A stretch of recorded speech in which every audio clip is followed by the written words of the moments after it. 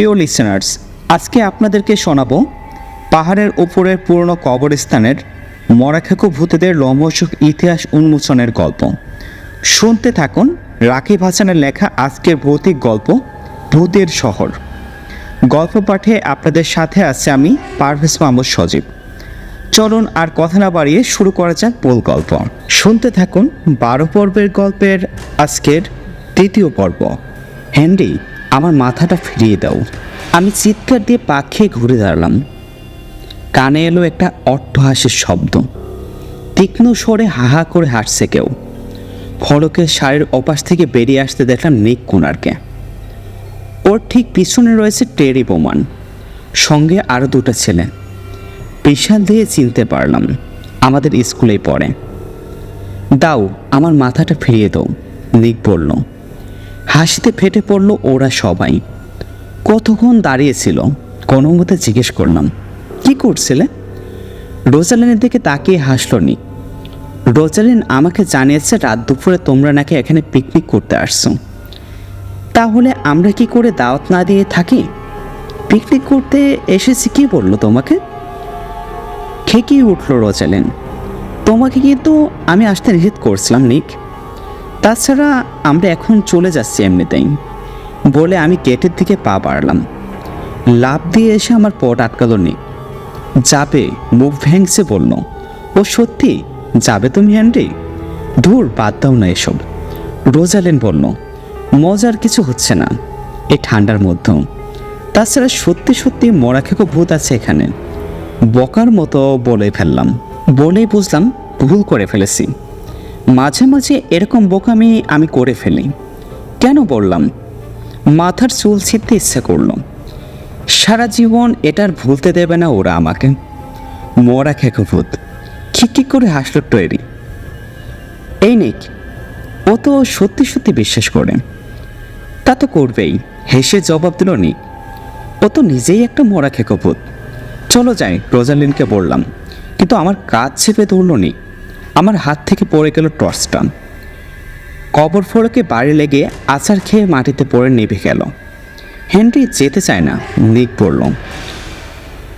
মরাখেকো ভূত, টেরি বলল। গোরস্থানে তো তোর জায়গা, যাবে কেন মরাখেকো ভূত? মরাখেকো ভূত সুর মেলালো অন্যতজন। চুপ করে চেঁচিয়ে পড়লাম।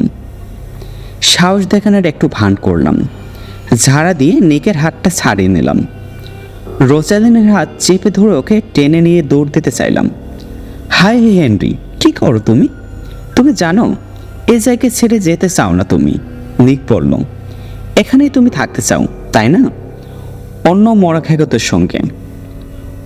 ছাড়ো ওকে, থামতে বলল রোজালিন। আরে আমরা তো একটু দুষ্টুমি করছি, রোজালিনকে বলল নিক। টেনে নিয়ে আমাকে একটা গাছের সঙ্গে চেপে ধরল। এটা কি হলো? আখ করে চেঁচিয়ে উঠলাম। এত ঠান্ডার মধ্যেও আমি ঘামছি। তারপর একটা ছেলে যখন দড়ি বের করলো আর পা একটু কাঁপতে শুরু করলো। কি করছো? চেঁচিয়ে উঠল রোজালিন। ওকে ছেড়ে দাও, এর মধ্যেও মজার কিছু নেই। চলো হেনরি, এখান থেকে চলে যাই। টান দিয়ে আমাকে গাছের কাছ থেকে সরিয়ে এনে একটা উঁচু কবর ফলকের গায়ে চেপে ধরল নিক। জ্যাকেট ভেদ করে পাথর ঠান্ডা গায়ে লাগছে আমার। ঘুষি মারতে গেল নিককে, কিন্তু টোরি অন্য একটা ছেলে আমার হাত চেপে ধরল, মুচড়ে পিঠের কাছে নিয়ে এলো। লাথি মারলাম, কারো গায়ে লাগাতে পারলাম না। হেঁচকা টানে নিজেকে ছাড়ানোর চেষ্টা করলাম, কিন্তু আমাকে শক্ত করে ধরে রাখলো নিক আর ওর দোস্ত। বেশি বাড়াবাড়ি করছো কিন্তু তোমরা, চেঁচিয়ে উঠল রোজালিন। এটা কোন ধরনের রসিকতা হলো? ছাড়ো ওকে, ছাড়ো। হেসে উঠল নিক। আমার দিকে ফিরল রোজালিন।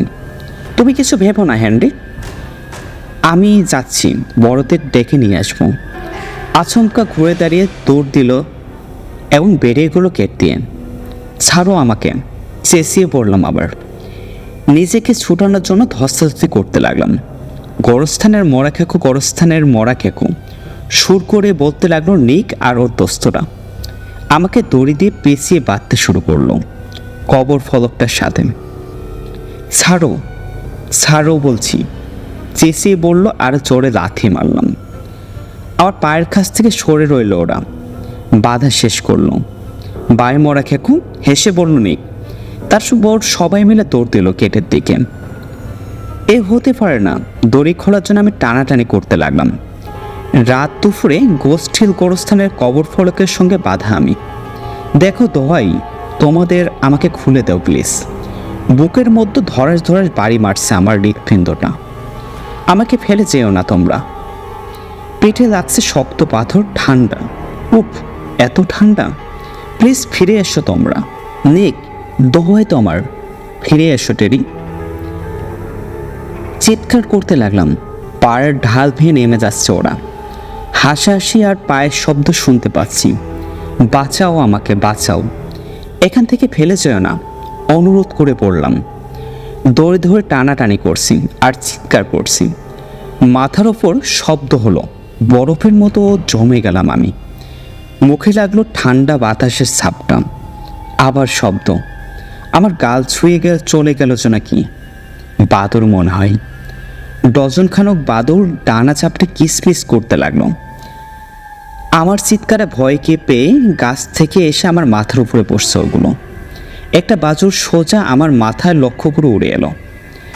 মাথা বাঁচানোর জন্য ঝট করে মাথা নোয়ালাম। বাদরটা লাল চোখ দেখতে পেলাম। পরক্ষণে আরেক ঝলক ঠান্ডা বাতাস লাগলো আমার মুখে। আগে পিছে পাখি উড়তে লাগলো ওগুলো। কিসমিস শব্দ করছে আর শীষ দিচ্ছেন। আমার মুখের অতি কাছে ডানা চাপড়াচ্ছেন। প্লিজ, মুখ দিয়ে কথা সরছেন আমার। প্লিজ, ছাসা করে মুখ থেকে চলে গেল। আরেকটা বাদর। লাল চোখের ঝিলিক দেখলাম। গাছের মাথায় হারিয়ে গেল ওরা। তারপর অটুট নীরবতা, শুধু আমার বুকের ভিতরে দুরু দুরু ছাড়া। হ্যান্ডি, শান্ত থাকো, নিজেকে বললাম। সারা রাত এখানে থাকতে হবে না তোমাকে, কেউ এসে তোমাকে মুক্ত করবেই। রোজালিন লোক ডেকে আনতে গেছেন, কাউকে নিশ্চয় নিয়ে আসবেও। শীঘ্রই ওরা এখানে পৌঁছে যাবেন। গোস্টিল পাহাড়ের তীক্ষ্ণ বাতাসে জ্বর হতে শুরু করলো। মাটিতে মরে থাকা মরা শুকনো পাতাগুলো গড়ালাম। বাতাসে ধুলো এসে লাগলো আমার মুখে।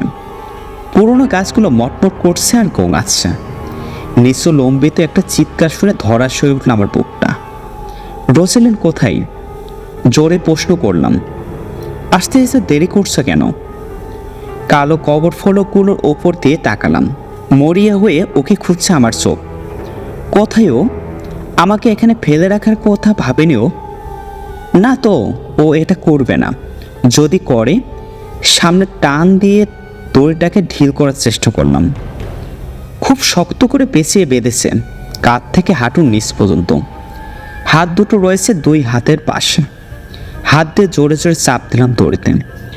যতটা সম্ভব শক্তি দিয়ে বুকটাকে সামনে ঠেলে দিলাম, কিন্তু কিছুই হলো না দড়ির। কাঁধে মোচড় দিয়ে ঘুরিয়ে দিল, ঢিল করার চেষ্টা করলাম, লাভ হলো না। গায়ের জোরে হাত দুটোকে সামনে ঠেলে দিতে চাইলাম, কিন্তু কবজিতে কেটে বসলো দড়ি। কী লাভ? হতাশায় দীর্ঘশ্বাস ফেলে ঠান্ডা ফলকের গায়ে ছেড়ে দিলাম নিজেকে। মেঘের আড়াল থেকে বেরিয়ে আসছে একটা চাঁদ। জ্যোৎস্না স্নাত নিয়ে যাওয়া ফলকগুলো দেখে তাকালাম। এ কি, একটা ফলক নড়ল বলে মনে হলো আমার। কাত হয়ে গেল না? নড়ছে মনে হয়েছে আমার, আসলে নড়েনি। নিজেকে বোঝালাম চোখের ভুল আমার। ঝিকমিক করে জ্যোৎস্নার কারণে। একবার চোখ বুজে খুলে তীক্ষ্ণ দৃষ্টিতে তাকালাম আবার, নিশ্চিত হবার জন্য। যেটাকে নড়তে দেখেছিলাম মনে হয়েছিল, এবার সেটার পাশেও একটা কাঠ হলো। দীর্ঘ একটা গোঙানি কানে এলো খুব কাছ থেকে। মটমট করলো গাছগুলো। বাতাস ওগুলোর পাতাশুনো ডালগুলোকে নাড়িয়ে দিল। আরও একটা ফলক নড়ে উঠল। মৃদু মর্মর আওয়াজ তুলে কাত হয়ে গেল অনেকখানি। আরেকটা ভুতুরে গঙ্গানি, এত কাছে, এত ঠিক আমার পিছনে। না, মাথার ভেতর শিরা দপদপ করছেন। এখান থেকে পালাতে হবে আমাকে। পাগলের মতো শৈল বস্ত্রাতে লাগলাম দড়ির বাঁধন ছুটানোর জন্য। এই কে আছো? বাঁচাও আমাকে, বাঁচাও, বের করে নিয়ে যাও এখান থেকে, চেঁচিয়ে বললাম। হা করে তাকিয়ে রইলাম ফলক কাত হয়ে যাও একটা কবরের দিকে। সবুজ কুয়াশা উঠেছে ধোয়ার মতো পাখি। প্রথমে ধীরে, তারপর একটু দ্রুত ঘন হচ্ছে ক্রমে। তীব্র দুর্গন্ধ। কুয়াশা এসে আমার চারপাশে পাক খেতে লাগলো। দুর্গন্ধ যেন বাড়ছে, দম আটকে আসছে আমার। চিৎকার শুরু করলাম। আমার মুখে লাগছে কুয়াশা, চামড়ায় খোঁচা দিচ্ছে, চোখে জ্বালা ধরছে। দড়ি খোলা, হ্যান্ডেল ছিঁড়ে ফেলো। নিজেকে আদেশ দিলাম, যেভাবে পারো। কিন্তু কিছু করার আগে খসখসে একটা কণ্ঠ যেন প্রতিধ্বনিত তুলল ঘন কুয়াশার ভিতর থেকে। তোমার দেহটা আমার দরকার। কে কে ওখানে? চেঁচিয়ে জিজ্ঞেস করলাম। নিক। নিক, তুমি? তোমার দেহটা আমার দরকার।